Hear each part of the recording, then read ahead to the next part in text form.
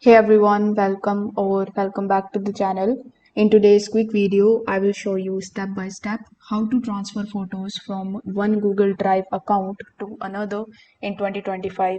This particular tutorial is perfect for switching accounts or sharing the albums easily. So without further delay, let's get straight into it. First of all, you need to come on drive.google.com and then log in into your account. You need to remember that it should be that particular account of yours where your photos are currently stored. So once you are inside your Google Drive, you need to basically locate the folder or the files that you want to transfer. So as you can see, this is the folder that I have photos. So this is the folder that I want to transfer, let's say.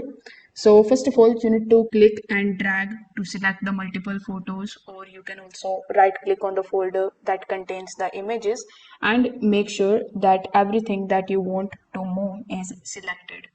Now, after right clicking on it, here you will see the share option.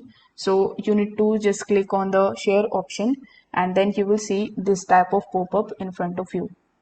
Now over here in the top, you need to enter the email address of your second Google account and then click on the option of this drop down menu. Select the option of anyone with the link. After that, you need to click on this drop down menu right next to it and select the option of editor. Basically, before sending the email, you need to do this setting and make the second person as an editor of this particular folder. After entering the email, simply click on the send option here in the bottom right hand corner of the screen.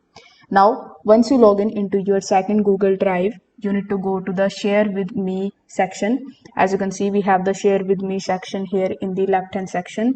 So in your second Google Drive account, if you click on the share with me section, you will be able to open the shared folder or the files. So you can right click on each one of these and make a copy in your own drive. Then you can move those copies to my drive or any other folder that you like. So this is how you can basically do it. If this video helped you out, make sure that you like this video and subscribe to the channel. Thanks for watching.